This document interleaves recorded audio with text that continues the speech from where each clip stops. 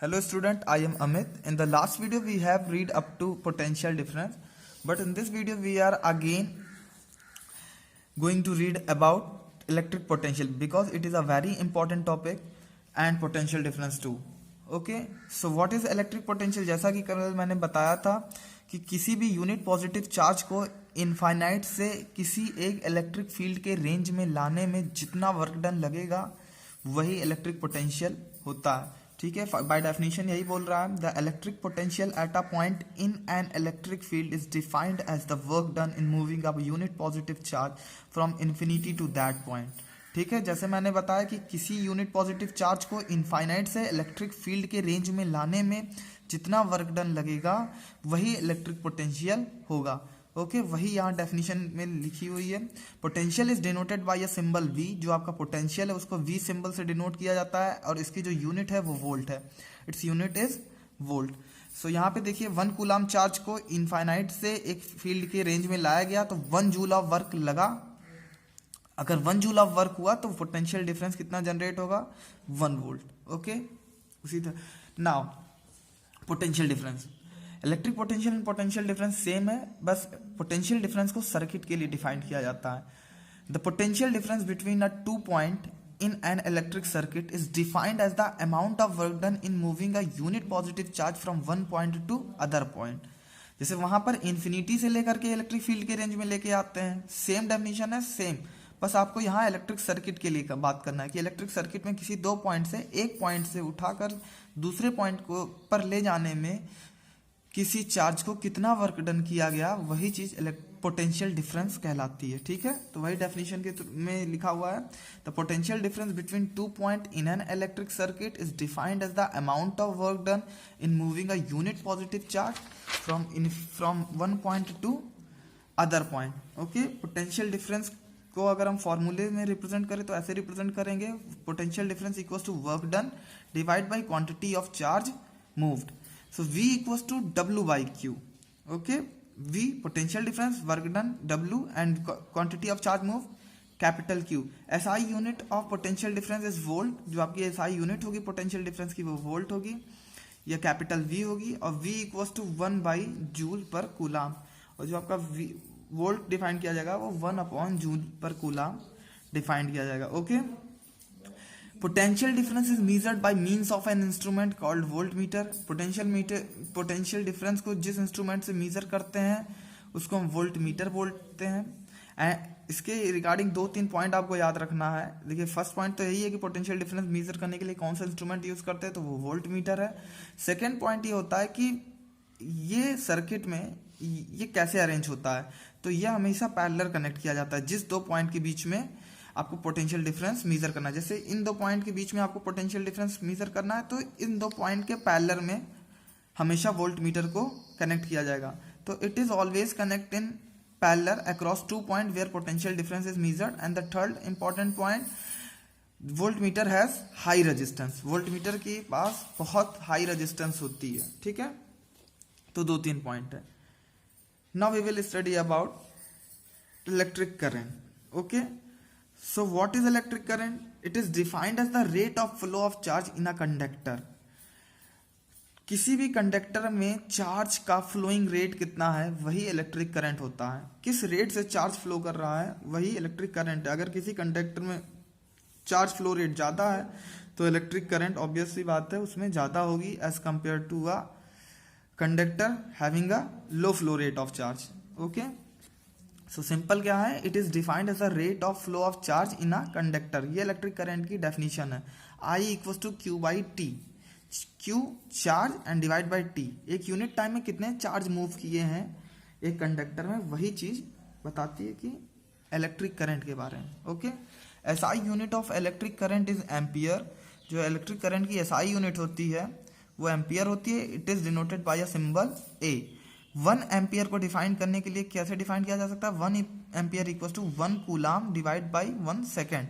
Means अगर आपको ये डिफाइन करना है कि 1 एम्पियर करंट कब जनरेट होगी तो आप ये कहोगे कि जब किसी कंडक्टर से 1 कूलम चार्ज 1 सेकेंड में फ्लो करेगा. जब किसी कंडक्टर से 1 कूलम चार्ज 1 सेकेंड में फ्लो करेगा तो वो 1 एम्पियर की करंट को कॉन्स्टिट्यूट करेगा. ओके, it is the potential difference between the ends of wire which make the electric current or charge to flow in a wire. अब ये देखिए, ये एक नोट करके मैंने लिखा है कि जो एक्चुअल में करंट में फ्लो कहाँ से आता है, जो पोटेंशियल डिफरेंस जनरेट होता है ना दो वायर, दो पॉइंट्स के बीच में, वही चार्जेस को फ्लो कराता है किसी दो पॉइंट के बीच में। जैसे यहाँ पर आप देखिए, यहाँ पर कुछ पोटेंशियल होगा यहाँ, लेकिन यहाँ और यहाँ का पोटेंशियल अलग होगा, तो ये पोटेंशियल और यहाँ में पोटेंशियल में जो डिफरेंस होगा वही यहाँ से यहाँ करंट को फ्लो कराने के लिए रिस्पॉन्सिबल होगा। ओके, अब जैसे अमीटर के बारे में दो तीन चीजें हमने पढ़ी थी यहाँ पे वोल्ट मीटर के बारे में, तो अब हम अमीटर के बारे में पढ़ेंगे। सो करंट को मेजर करने के लिए जो इंस्ट्रूमेंट यूज करते हैं उसको हम अमीटर बोलते हैं। So ammeter is use to measure a current in electric circuit. Clear? Volt को मेजर करने के लिए यानी पोटेंशियल डिफरेंस को मेजर करने के लिए वोल्ट मीटर यूज किया जाता है, और करंट को मेजर करने के लिए अमीटर यूज किया जाता है। अब वो ऑलवेज कहाँ कनेक्ट होता है, अगर किसी दो पॉइंट के बीच में आपको पोटेंशियल डिफरेंस मेजर करना था तो वो उसके पैरेलल में कनेक्ट होता था, लेकिन ये उसके सीरीज में कनेक्ट होगा। तो it is always connect in series with a circuit in which the current is to be measured. जिस सर्किट में करंट को मेजर करना है वो ऑलवेज इसके सीरीज में लगी होगी। और यहाँ पे हाई रेजिस्टेंस होता था वोल्ट मीटर का, लेकिन अमीटर का जो रेजिस्टेंस होता है बहुत ही लो होता है, वेरी लो रेजिस्टेंस। ओके, ये दो तीन पॉइंट है, इनको आपको ध्यान रखना है, इसके लिए भी और इसके लिए भी। ठीक है, जैसे फिर से एक बात समझ लीजिए, वो आपके पोटेंशियल डिफरेंस को मेजर करने के लिए जो इंस्ट्रूमेंट है वो वोल्ट मीटर है, वो हमेशा पैरेलल में कनेक्ट किया जाता है और उसकी जो रेजिस्टेंस होती है बहुत हाई होती है। लेकिन अमीटर के केस में क्या है, इसकी रेजिस्टेंस बहुत लो होती है और ये हमेशा सीरीज में कनेक्ट किया जाता है जिसमें आपको करंट मेजर करना है। और करंट को मेजर करने के लिए कौन सा इंस्ट्रूमेंट है, अमीटर। ठीक है, current flow direction is from positive to negative terminal which is opposite to the flow of electron.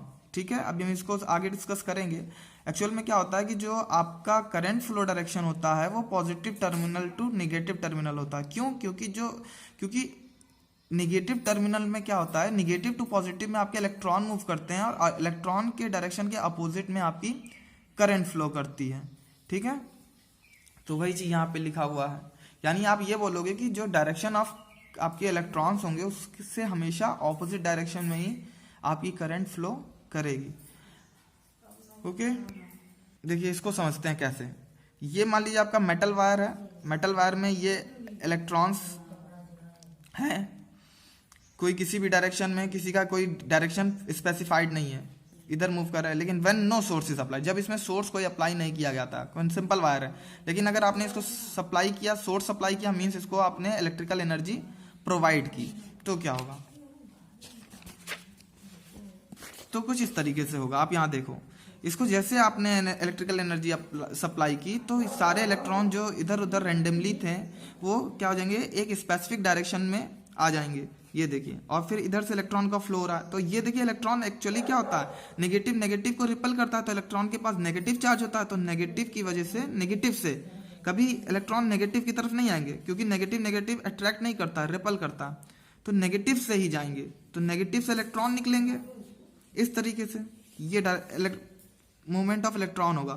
तो करंट की डायरेक्शन किधर होगी, opposite to the electron, means from here to here, means positive to negative terminal.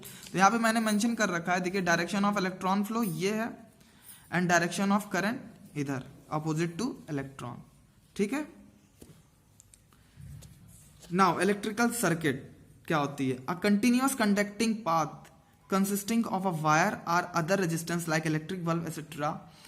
and a switch between two terminal of battery along which a electric current flow is called a circuit. Circuit क्या है, electrical circuit एक conducting path of wire, मतलब wires के through एक conducting path बनाया जाता है जिसमें कई सारे रेजिस्टेंस लगे होते हैं। रेजिस्टेंस आपका जैसे कि वो रेजिस्टेंस कुछ भी हो सकता है, आपका फैन हो सकता है, बल्ब हो सकता है।